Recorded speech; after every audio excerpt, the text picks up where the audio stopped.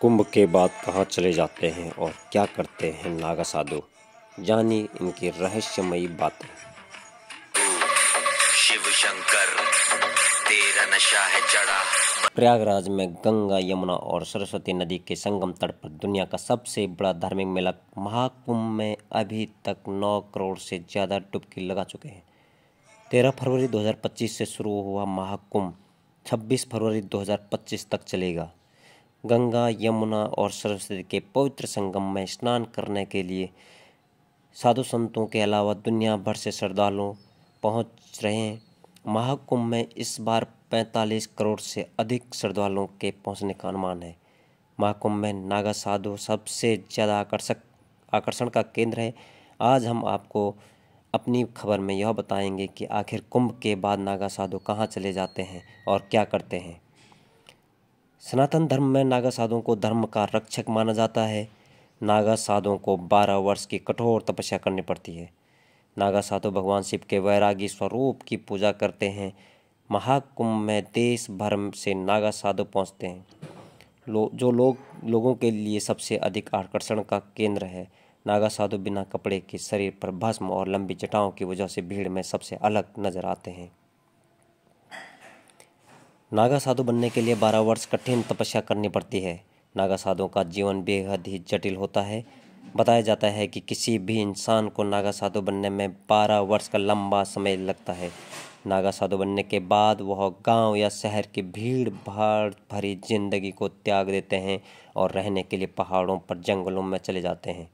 उनका ठिकाना उस जगह पर होता है जहाँ कोई भी न आता जाता हो। अखाड़ों में नागा साधु को अनुशासन और संगठित जीवन जीने की शिक्षा दी जाती है। नागा साधु बनने की प्रक्रिया में 6 साल बेहद महत्वपूर्ण होता है। इस दौरान वह नागा साधु बनने के लिए जरूरी जानकारी हासिल करते हैं। इस अवधि में वह सिर्फ लंगोट पहनते हैं। वह कुंभ मेले में प्रण लेते हैं, जिसके बाद लंगोट को भी त्याग देते हैं और पूरा जीवन कपड़ा धारण नहीं करते हैं। सबसे खास बात यह है कि वह बिस्तर पर नहीं सोते हैं। नागा साधु बनने की प्रक्रिया की शुरुआत में सबसे पहले ब्रह्मचर्य की शिक्षा लेनी होती है। इसमें सफलता प्राप्त करने के बाद महापुरुष दीक्षा दी जाती है। इसके बाद यज्ञोपवीत होता है। इस प्रक्रिया को पूरी करने के बाद वह अपना और अपने परिवार का पिंडदान करते हैं, जिसे विजमान कहा जाता है।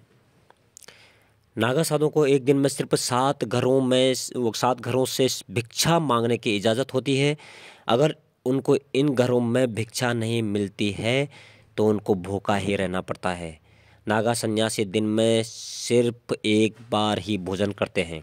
नागा साधु हमेशा नग्न अवस्था में रहते हैं और युद्ध कला में पारंगत होते हैं। यह अलग अलग अखाड़ों में रहते हैं। नागा साधु अपना भोजन खुद बनाते हैं। अपने दिगंबर रूप की वजह से प्रसिद्ध होते हैं। नागा साधु मानते हैं कि धरती उनका बिछौना और आकाश उनका ओढ़ना है। कुंभ के दौरान दिगंबर स्वरूप में आते हैं और इस दौरान इनका अद्वितीय प्रभाव होता है।